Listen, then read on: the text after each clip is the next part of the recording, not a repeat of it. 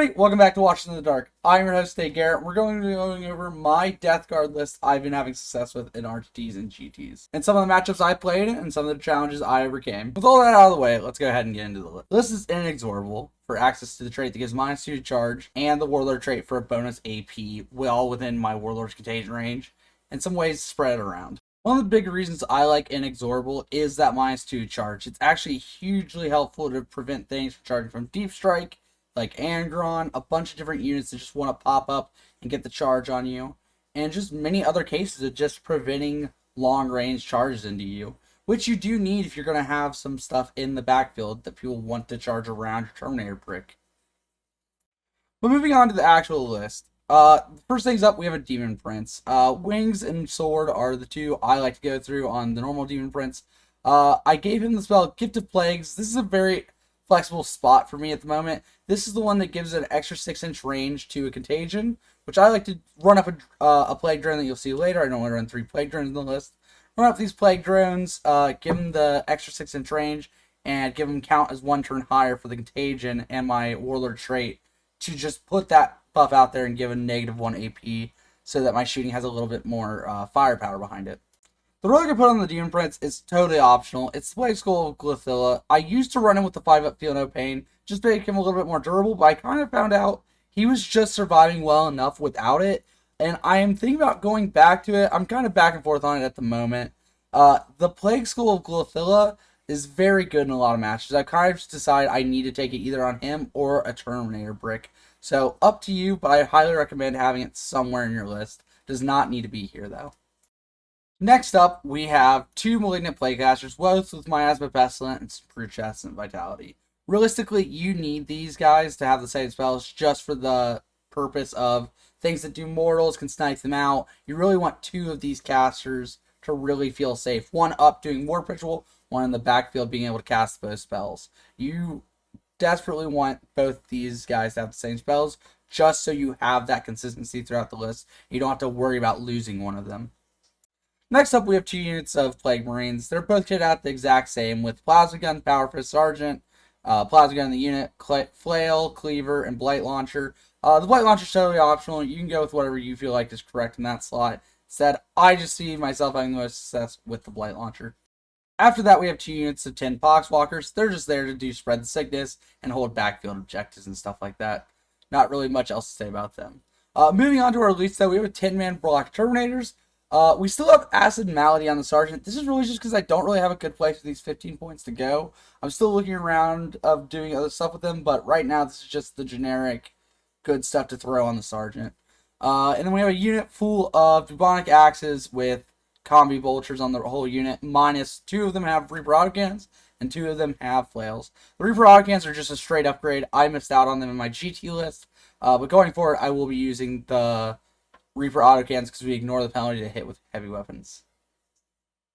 Next up, we have a Foul Blight Spawn. He has the Revolting Cinch Vat upgrade and the Ferric Blight Warlord trait. I find this to be very good. The Ferric Blight trait is just good to spread around. Normally when people charge into you, it helps your Terminator break be an extra AP higher, making them AP3, which can come in a lot of situations. And then Tallyman just has the Tollkeeper relic. This relic is just really good at maximizing the amount of output our Blightlord Terminators do. And for 1 CP, I think it's worth it. I go back and forth if I want him to have it or not. I think recently, I think it's just a 1 CP tax I'm going to stop paying for, and I'm going to retire it and just have the Tallyman without the Tollkeeper upgrade. Moving on to the last part of the list, we just have 3 floated blow drones with flash motors and 3 Plague Burst Crawlers with infantry cannons.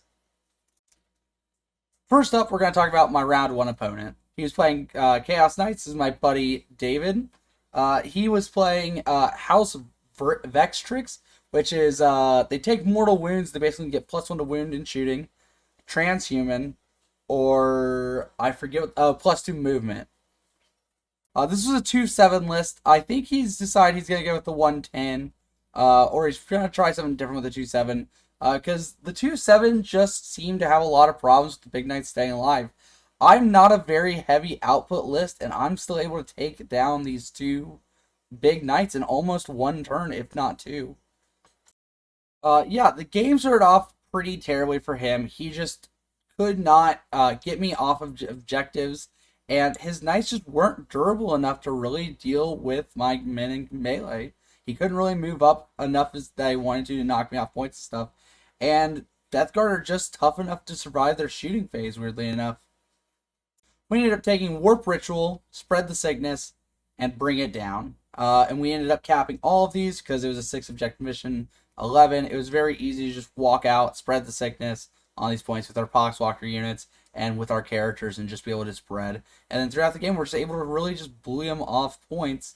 And by the time turn 4 rolls around to remove all of our obstacle we have in this list, it's just he doesn't have enough left to really deal with us. Going into round 2, this is kind of the same idea. This was Votan. They had the Iron Here champion Grimnir, Broke Here Forgemaster, and a high call with the upgrade to do 2 targets. 1 unit of warriors with blasters, 3 units of Hearthguard, all 5-mans, 1 with the teleport crest thing, teleport turn 1, 3 X3 bikes, and 1 unit, not 1 unit, 1 land fortress. This list overall is pretty good. The problem with this list, though, I feel like he's just so volatile to mortals that we're able to just mortal him off objectives. We're able to just bully him with our melee. And he's got a lot of damage, too, and not high enough strength to deal with any of our stuff once we drop the Hecaton Land Fortress. And I did almost no damage to the Hecaton turn 1. I think he healed back all of the damage turn 1 that I did to him with this list. And then the next turn, I just kept throwing stuff at it, just plinking it down, making him use the heal and stuff. We didn't really get much through, but our combat is just so much better than his, and we have so much more OBSEC than him, because he only has the 1 unit with OBSEC. We were able to just control all of the points on the map and overpower him. For this one, we took Spread the Sickness, Fleeing Vectors, and Warp Ritual. Round 3 was another interesting guard matchup. This was, again, another person we've played in the past. Jared. In the past, we played against him round 3 at the GT that I won. This is a very different list to then, though. This had a Canadian Command Squad with the banner to ignore everything, and a Ogren bodyguard with a Master of Ordnance. And then you had Lord Solar, Ursula Creed, those are pretty standard nowadays. 4 Cadian Shocks, 2 Combat Engineers, 2 Castrican Bombs, 1 with a teleport, and 1 just walking on foot. And then he had Regimental Engineer, and then a Cyclops Demolition Vehicle. This was actually insane in our game. And then a Heavy Quad Launcher Battery. This was also an MVP of the game. They just get 4d6 shots each, Strength 5, AP 0, 1 damage.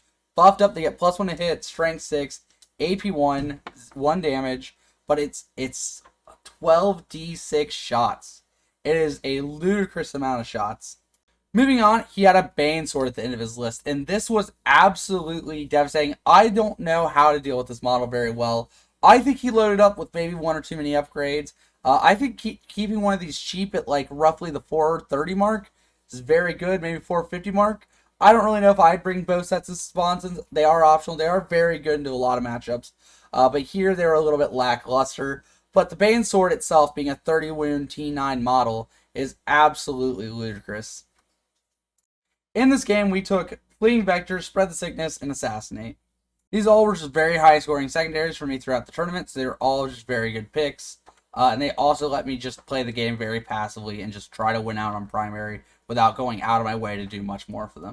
In this match, it was a 6 objective mission number 31 with staggered objectives, so it was very easy for me to walk in the midfield and be able to threaten multiple of the objectives on the map and really get into his territory in the late game and score up a lot of those extra primary points.